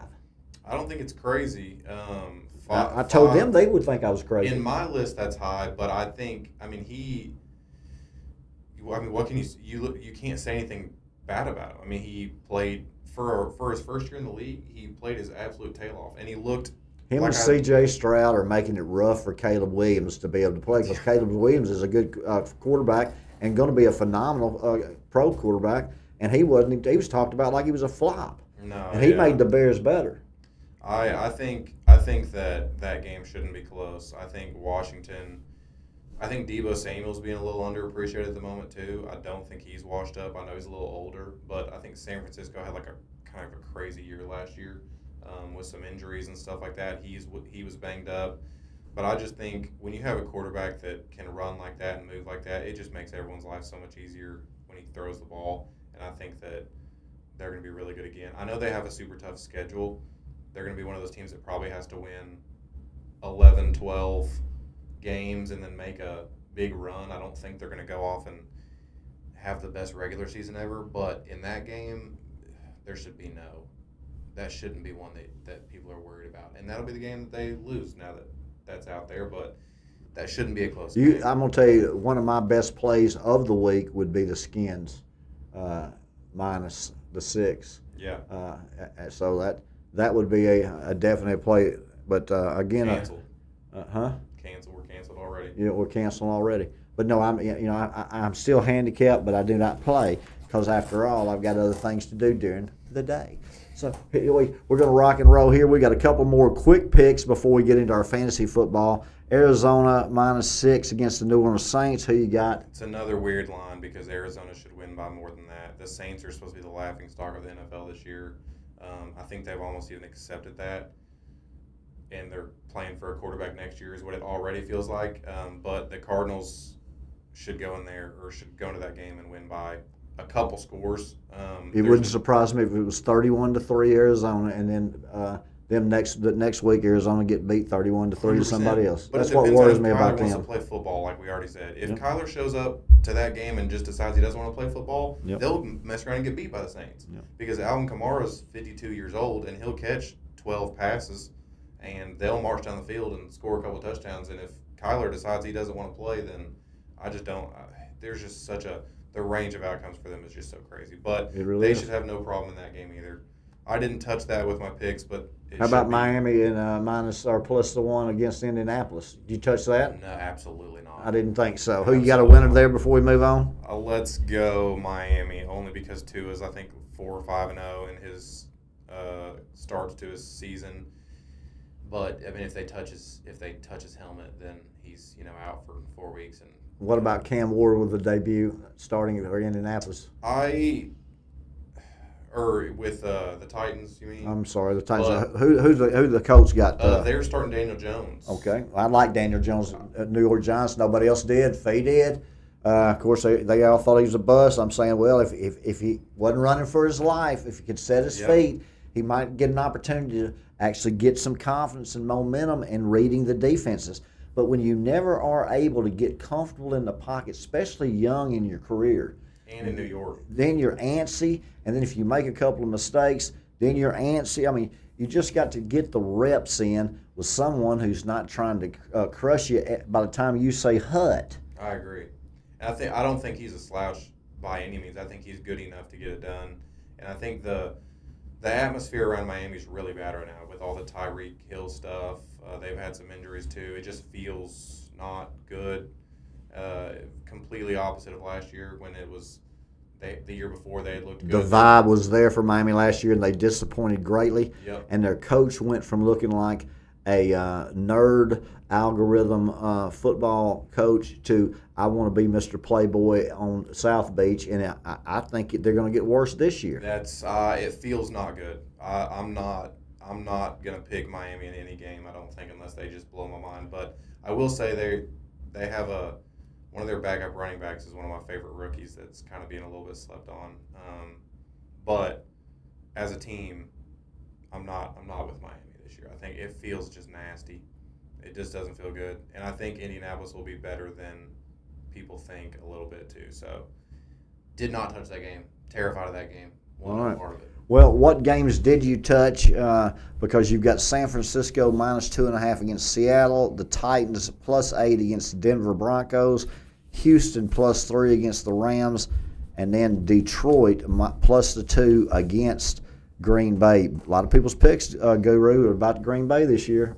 I think Green Bay was a game that I like, but I love Houston. They're +3 versus the Rams. There's your number one pick of the week for NFL? I think so. I don't know. I'll have to look at these others a little bit more, but I think unless I'm going to start by making excuses for this one already. I'm going to get excuses out early. He gets excuses out. He plays at both sides of the fence. I'm good at excuses. Okay. But if the Rams come out and look great, I blame it on their camp for fooling everyone. Or I guess that would be giving them props because they've been acting like there's theories out there that Matt Stafford died and was brought back to life, or that they have a clone of Matt Stafford playing quarterback. That's how crazy it got this offseason. So you can tune in to Midday Madness with Manly Mark. He talks about clones all the time, robotics and masks, and I promise you this, they're out there. They're real folks. AI is here with the humanoids. And one of them but might I be do wearing not a Rams think, uniform. I do not think yet. Fee's got the robotic football league coming, but bottom line is they're not playing the robotics out there yet. They don't want you to see that. They've got the generations to look just like them, to play just like them. But they don't want that to see the public right now. They have been acting like Matt Stafford's back is literally split in half the entire offseason, and then all of a sudden they sprung the news that he's supposed to start this week. So I don't know how that works exactly. I don't know how to interpret that. But take training camp off and get that back. You do not want to play any sport. Ask Larry Bird about the lower back problems. I mean, you got to jump and you got to land. Jumping and landing in basketball and getting hit, jarred, and hitting the ground in football, it's just not good for the back. And if you got a back problem, I'm telling you, you can feel fine, do every dadgum rehab, feel great, and go and lean over and brush your teeth and poot and pull a dadgum back out. I'm here. I've done it. Well, and thank you for the opportunity to do business with you. So, I mean, after all, Matthew Stafford, if healthy, can play. He's got weapons all around him, and if he's healthy, and for some reason nobody knows why or if. No, it's weird deal. But I agree. The only bad thing is Houston's got a mean defense, and if they're that scared about his back, all it takes is Will Anderson blowing past one offensive tackle, and then you're getting in the risky territory. But I love Willie Houston. can get in his 8. Yes, he can. Just saying. Yes, he can. Houston, I love in that game. I love the Broncos versus the Titans. I'm not even a Cam Ward critic. I think that he has a chance to be really good, but the Broncos, I think their defense is the best in the NFL, and I don't think that I have a hard time making that call. I think they're mean. They picked up Dre Greenlaw, which if he's a little older and is coming off injury, but at a worst case scenario, he brings a toughness and a mentality that will make that defense even better. Just him being on the field, I think they're bad to the bone on defense. That's probably the hardest game Cam Ward could play as his first game in the league this year. So I have Denver making a big jump. I do too. I think they're really good, and I think that their defense is good enough that like an 8.5 point spread is not even. That's not a testament to their offense. I think they can hold a team to under 2 touchdowns in a game, and then all they have to do is beat them by 8.5. I love that game. The Bengals, we talked about that a little bit. I love them -5.5. I did add in a comment here about how I can never bet on Kyler because I don't know whether he wants to play football or not. Okay, so your pro football top picks are Houston +3 plus versus the the Rams. 3 versus the Rams. Broncos -8.5. Denver Broncos -8.5 Versus the Titans. against the Tennessee Titans. And then the one I haven't talked about yet is the 49ers -2.5 versus Seahawks. All right, I think we're forgetting that the 49ers are good at football. Yes, and if Christian McCaffrey is healthy, they win. And Deebo Samuels hadn't been healthy in a couple of years, so they shipped him out. Now he's allowed to be healthy and have a great year. Yeah, 100%. Who knows about that? But I do know one thing: if they can get that boy, that Jawan boy out there, that ever healthy as a wide receiver, he can play wide receiver. Yes, he can. He looks really good every time he plays. I mean, he plays like 1 out of every 3 games. It is crazy. And he scores 2 touchdowns every time he plays. Crazy. So I mean, I don't know. He averages 10 touchdowns a year, but he only plays 6 games out of 17. The ratio is elite. It just depends on whether he plays or not. Yeah. And so you got those 3. You got San Francisco -2.5 going to Seattle. You've got the Broncos minus the 8.5 at home against the Tennessee Titans. And then you've got also the Bengals minus 5 against the Cleveland Browns. I would tell you, folks, the Cincinnati Bengals minus 5 at the Browns, the dadgum pick that you had, the Broncos minus 8.5 against the Titans, and the 49ers minus the 2.5 against our boys. Again, I forgot who they were. Yeah, the Seahawks. Those are 3 great picks. I agree with those picks. I'm glad you agree. That means we are in trouble. No, I agree with those picks. I would also throw in one of my picks of the week is I would take whoever's playing the Miami Dolphins as one of my best plays of the week. I got no problem backing that. I think it's good to bet against the Dolphins right now until they prove you difference. One of those, what do they say? You pay to show me. Yeah. Like I'll pay for you to prove to me that you can win a game, and so that's how I view Miami right now. But I think that's a good pick too. I'm not touching it just because I don't want to give them the chance to make me mad when Tua comes out and throws for 325 yards and 4 touchdowns, and Devon Achane has 100 yards rushing. I don't want to give them the chance to make me angry. But it's okay. That's all right. Sir Isaac's not going to play that game anyway tonight. No. I mean, the bottom line now, you got Green Bay minus the 2 against Detroit, or you think Detroit can show up? I think Detroit wins that game. I don't know why that line is what it is. That's another weird one to me. Well, the Packers are at home. And I think they're getting a little bit discredited because they lost Ben Johnson, and people aren't sure what their offense is going to look like. But I do think Ben Johnson deserves a lot of credit, but that Dan Campbell can make a team play. Dan Campbell's a man. He's my favorite coach in the league. I think they win that game. And the Packers are hurt right now. But remember, an even game is a 3-point home field. So for the Packers to be less than a field goal, that means that Vegas thinks that Detroit's a 1-point better team. And I think they're a 3.5-point better team. So is the line 3.5 now? I think it's 2.5, but I'm saying that I think they win. Yeah, so you think the field goal is very good. I like Detroit plus is it? It was. I want to say it was 2.5. Plus 2.5. I would buy the point. I would buy the point. If I was going to play Detroit, I'd go to 3.5, and I think that's a good play. But anyway, Detroit's defense was unhealthy most of the last year. They've got a phenomenal defense. The coach can rally them, he can give them confidence. He can instill confidence. They have a winning culture. They don't want to go home. They want to stay at the facility. And the Green Bay Packers, if their quarterback, ladies and gentlemen, if their quarterback continues to make progress like he has, you're going to have to start putting him in the category of the Jaden Daniels and the C.J. Stroud and all the new generation that's pushing out these other boys. Because you don't have Josh Allen and Lamar Jackson and Patrick Mahomes, those boys for so long before they become Aaron Rodgers and Tom Brady. Nice new crop of quarterbacks. Don't you agree in the NFL? I do agree with that. I think there's a bunch of just young guys in general, but I think the quarterbacks are a blast to watch and root for right now. I think he's another one that is probably on my list of he needs to prove it to me a little more. He's been good, not bad, but in my brain I blame it on lack of receivers and injuries so far. I just need him to step up and look like he consistently belongs in that group of like really good, up and coming quarterbacks.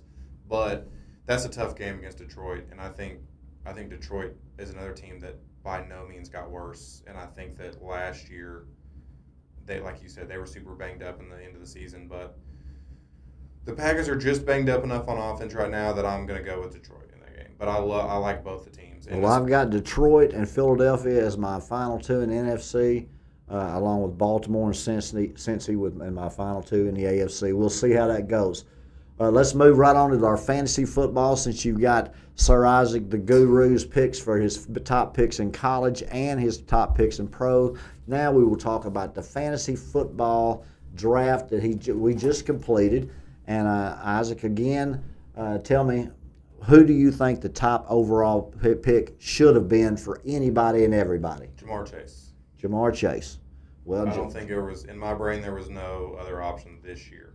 So you say Saquon wouldn't be close? They're up there, but not 1-1 this year. I think the first pick this year was Jamar Chase. I think I was only in 3 drafts to kind of knock down my amount of leagues this year. But in all 3, I think the first pick was made in about 5 seconds. He knocked down his leagues this year. He's only in 3.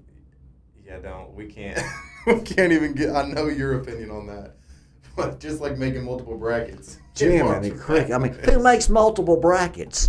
Who plays in 7 different leagues? I mean, I lost 6 of them and won 1. Woo, you're 1 in 6, brother.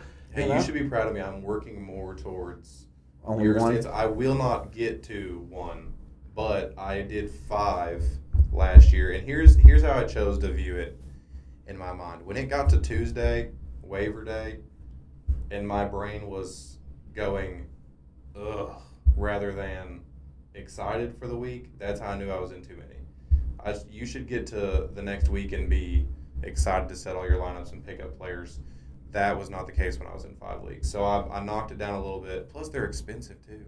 I mean, when you It's embarrassing, folks. I mean, I would not. Again, a new generation. It's like the new Coke. It just doesn't work out for them. When you start playing in so many leagues that you can lose in more than you win, you fill out one bracket. If you want to go into 7 different or pools, you can do that. But it's the same bracket. Don't you love watching your players? Okay, I've got all 4 of the Final Fours in one of mine, no, so I'm going to win one of them. Imagine this beautiful spot when you're watching the NFL. Don't you just love the idea of rooting for CeeDee Lamb, and at the same time CeeDee Lamb could beat you in another league? That's just a great spot to be. I mean, is that not just so exciting? Again, folks, and schizophrenia is running wild because of this crazy people that are trying to multitask inside their mind. Who to root for? I've got CeeDee Lamb on this side, and I'm playing against CeeDee Lamb on this side. I guess they go to, well, if I'm winning big in this league, I don't want him to score. And if I'm losing in this league, but I've got a chance, I want him to score. So I think that's the way they go. And then it starts getting even more filtered, more in the spider web. And then they start thinking, okay, now what about this guy and this guy? If they've got every guy, they got 7 different teams. I think that it really builds critical thinking and problem-solving skills. Yes, well, you have to be able to think of how you can make it out of a week when you're playing against all the guys that you're rooting for. And if you can get out of that situation, you can accomplish anything in life. That's how I think about it. Plus, if I'm in 3 leagues and I win one, all I tell people is that I won my fantasy league. I don't tell them that I was in 3 leagues. It's a great thing. Again, participation trophies all around. 7 leagues. Hey, let's go and talk about your top rookies for the Fantasy Football League. You know that there's going to be some. I do. That's my favorite part of it. This year, I don't know why. I don't know if I think the rookies are better this year. I don't know what the deal is, but for some weird reason this year I'm more excited about rookies than I remember being in fantasy football. But I split them up by position a little bit. Quarterback, I only had one, which is the only one that really makes sense, which is Cam Ward. I think it's going to be fun to see him play. There's been nothing but good news about him and that he's looked really good. I was a little undecided on him in college, but I ended up blaming it on Miami's defense that they didn't do more, and I think it was not his fault at all. But I'm excited to watch Cam Ward. At running back, there's a ton. Genty's the obvious one. Everyone's high on Ashton Genty, and you should be. He looks incredible. He's about 3'6", and somehow you can't tackle him. Mini fridge. Absolutely. Amarian Hampton is one that I actually didn't know a ton about going into the draft. I believe he's at North Carolina.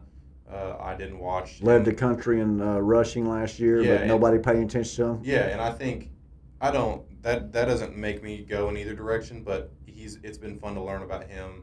People are super high on him in fantasy. They think that he's going to be like hands down the 1-1. It didn't really, or the number 1 overall in or at the Chargers, but it also didn't help that Najee Harris apparently shot a firework in his eye or whatever he did.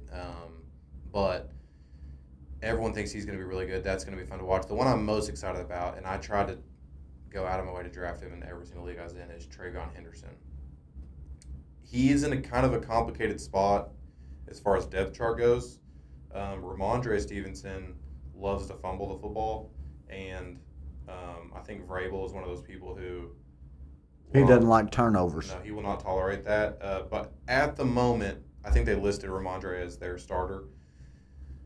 But Travion Henderson is one of those people that it just feels like every time he touches the ball, not to compare him to Saquon, because Saquon is Special. one of the best talents at running back I've ever watched, but they both give me the feeling of every time he touches the ball, it just feels like he could break off a long run. He's fast as heck. He's strong. In the preseason, he looked incredible. They talked about him in camp. They said he was busting off a long run like every single time that they scrimmaged in camp. I love Travion Henderson. He also apparently in college was a great pass blocker, which is sounds like a goofy thing, but when you talk about playing early, I think one of the things that keeps especially rookie running backs from getting on the field is they go with the more experienced guy who they know can pick up blitzes. Apparently he's extremely high level at that, which if they're looking for reasons to put him on the field, that just gives them one that they don't have to think about. He also can catch the ball. I'm just really pumped about him. I think he's going to be big time. Then I'm not super high on RJ Harvey. People are waiting on him to be a big deal. You are? That's me. I'm not. That's my fantasy sleeper of the year. Told you last week, folks, on Night with Phee. Drafted him in my fantasy league with a knucklehead here, and just so happy to know that I'm going to be correct. And he's going to have to sit across from me every single week. And let me tell him that Mr. Henry is so much better than Mr. Henderson. It's possible. The good news is I think that I'm also going to be better than you in fantasy at every other position. So I honestly, I got Lamar Jackson at quarterback. I mean, I don't know. Well, I guess we'll see. No, we will see. I'm excited for it regardless. I don't think he's as a bust. He's just not one of my top level. Rookie of the year. I like it. Right here is the Denver Broncos take a huge step because of R.J. Harvey. I like it, and I'm going to enjoy watching him run behind J.K. Dobbins. Okay. I drafted J.K. too, just in case. And that's a smart move. You got yourself insurance. That's a great thing. Thank you. But sponsored by Gecko. Give me a call. Feast Me Network. Caleb Johnson 1833 Feast Me is exciting, but that's kind of a weird spot for the Steelers because they just extended Jaylen Warren, which was at the beginning of their camp. Everyone thought it was going to be Caleb Johnson, and then they extended Jaylen Warren, which doesn't mean a ton, but the fact that they extended it means that they're not going to just move on from him. So that's kind of a weird spot. It kind of, I feel like, limits him a little bit. I'll give two more on running backs. Running backs and receivers, there's too many. But please limit them to 5. I'll try. Ladies and gentlemen, boys and girls, I've got a live show here just a little while. We just might just keep going. I mean, he's given me a list of 632 draft picks. Just like my leagues. I like to be a part of a lot of guesses. I'll go with one more running back. Thank you. He's being super underrated, especially in fantasy drafts. Ollie Gordon at Miami. I think Ollie looks the part. Incredible. Got a great name too. Yes, he does. He was incredible in college. Last year, Oklahoma State was so bad that I think he just went down with the ship and didn't look good. But I'm throwing last year nagging injuries, but I'm telling you, as my black dog, he was named after my black dog Ollie. Yeah. And I'm here to tell you right now, Ollie can play. Well, he's a stud, and also he's behind the most injury-prone running back in the NFL right now. So again, I hope I didn't draft him. Jonathan Taylor. I'm pumped. I'm pumped about Ollie Gardner. I think he, like, by the end of the year could be their number one running back and look really, really good.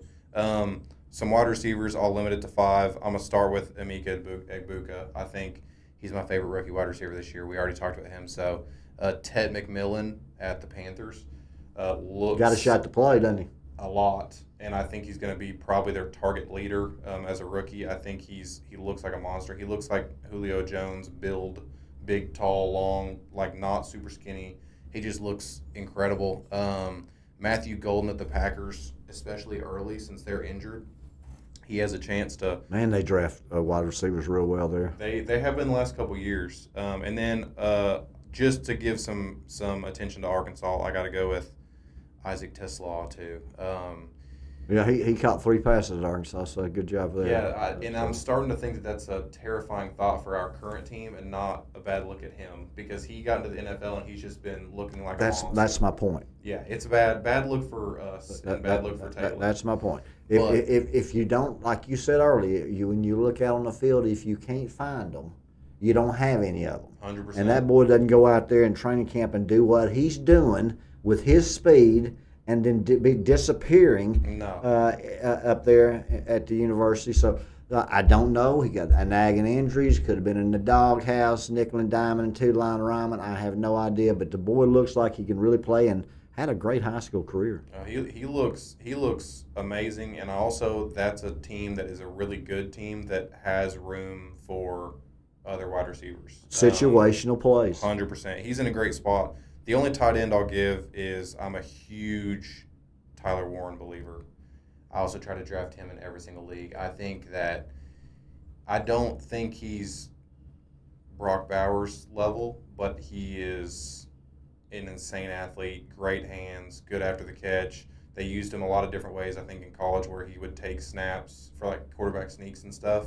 And so I'm starting to also think that they may use him on the goal line in those situations, which is just fantasy-wise is extra beneficial. But I think their receivers aren't good enough for him to not get a bunch of targets. And I think that Daniel Jones loves to throw it in the middle of the field and short. He's not a good deep ball thrower.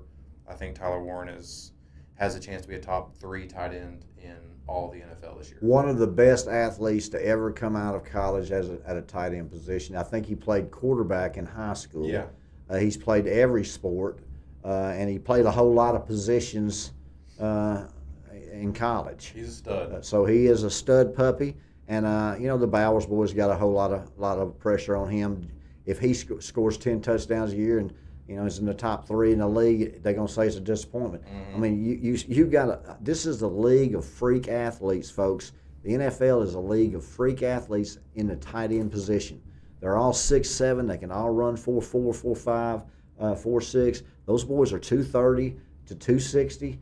It ain't the old tight end that can block and go run you 5-yard outs. I love it. I love the fact that they're being like fully. They look like basketball small forwards with meat on them.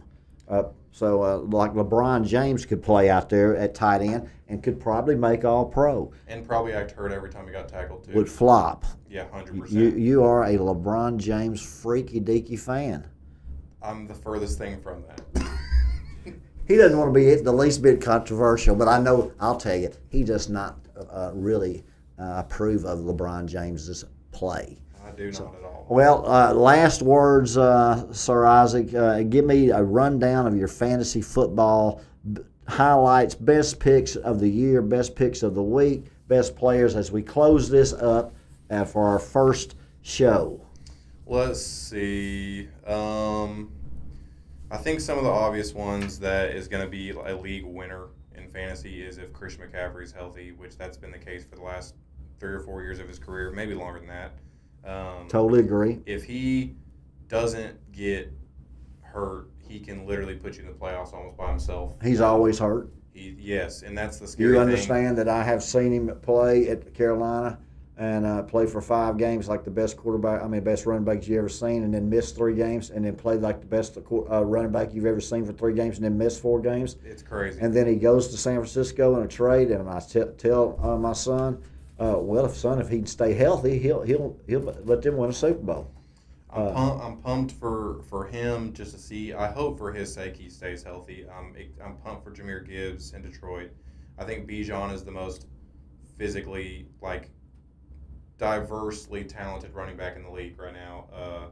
Just the fact that he can catch the ball. He's big, quick as heck. Him and Saquon, there's guys that are up there, but Bijan is, or let me correct myself, sorry, he came out on the social media, it's Bijan.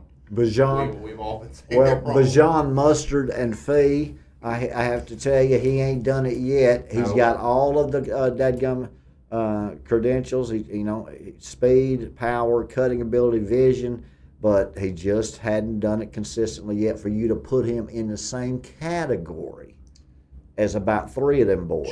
Just ability-wise. He does have to prove it. I think ability-wise he's up there. But My favorite wide receiver pick of the whole year, I don't think he's the best wide receiver, but Nico Collins, in my opinion, is an absolute monster. Again, at some point of last year, he looked like the best wide receiver in the NFL. And he pulled his hamstring. And then he pulled that hamstring. So, I mean, if he can do it over a consistent period of time, he's right up there with the best of them. I agree. But you're running into wide receivers now that the athletic, older receivers are not staying healthy as long. Mm-hmm. And you're finding a whole new crop of receivers out there. And some of them come from schools you've never heard of. Yeah, for and sure. Players are from people that you've never heard of, and you're pretty good as far as scanning out the whole country for players as a handicapper and a tagging evaluator. But some of these wide receivers now, especially the Ohio State, they got right now at in college, Jeremiah. That boy's going to be awesome. He's they insane. Got the boy that you just talked about. What do you ever say? Cornell Tate or Mika Egbuka. Yeah, Mika Egbuka. See, Phee butchers the English language, so don't worry about Phee. He says wash. I wash my clothes. I add an R to it, see. Again, people make fun of it. I look at a 65-year-old man and say, yes, ma'am. I mean, sir, every time. I look at a dadgum beautiful 38-year-old woman and say, yes, sir. I mean, ma'am. I'll do it almost every time. Answered a call earlier and called a grown man baby. I sure did. I'll tell you what. And I didn't get to hear whether he was into it or not, but I know it wasn't the introduction you were going He said, hey, your butt called me. The sad thing about it is he looks like the dude on ZZ Top. With the beard down here, the braid, he looks like Santa Claus. He's such a kind-hearted gentleman. When he plays golf in December, he'll play in a Santa Claus suit and hand candy out. The parents will bring the kids to the fence, and they'll hand the candy out to them. Pretty good man. But I didn't mean to call him, and I appreciate you bringing that up, Knucklehead. Absolutely. Can we finish up the fantasy football That's my final portion? thoughts, or else I'll talk for another hour. Yeah. I got too many things that I like and too many things to talk about, but I guess I'll go, since I went wide receiver, I'll go tight end. I already said I love Tyler Warren, but also if anyone will throw the ball in David Njoku's vicinity, he'll be one of the best tight ends in football too. It's just every time, for some reason, the Browns haven't figured it out. And, I don't think that I'm the smartest guy on the planet, but Top 2%? sometimes I really question why people can't figure things out. And every time I've seen the Browns throw him the football, he has a monster week and they look great. And then they just forget that which is incredible to forget he exists. He's 6'6", 250, Physical and has specimen. a blonde streak in his dreads. I don't know how you miss that guy running around, but they just forget he's on the field and they don't throw him the ball. So if they throw him the football, he'll be one of the best tight ends this year, but we'll see. I mean, who knows? Who knows anything at this point? I know I don't. I know I do, and that's why I'm Phee Smee, the one and only, the Cat Daddy Mall, and he's just Sir Isaac the Guru. We might have to downgrade my name after we see how stuff pans out. I don't know what Sir Isaac, again, after the scientist, Sir Isaac Newton, the Guru, after Sir Isaac himself, the football guru. He'll be back next week, folks, for another edition of Fee's Sportsball with Sir Isaac the Guru. Until next time, just stick around for 30 minutes and you can turn into Phee Smee's Night with Phee. It'll be here just showing up at 9 p.m. Central Standard Time. Then tomorrow morning, we'll get back again with the Phee Smee Show with Manly Mark and Midday Madness with Manly Mark also. We're just going to continue on here. God bless you guys. I hope you enjoyed the first ever premiere on the Phee Smee Network of Sir Isaac the Guru. He is a phenomenal handicapper, a better guy, a wonderful, wonderful person. And I have to tell you one thing. I've been loving him since he was just a little boy. And now he's all grown up. And I'm getting older and older, folks, but I'm still here. And there's a reason for that. Tune in for the Phee Smee Network on all the platforms. Absolutely. I can't say it better. This is a perfect outro. God bless you guys.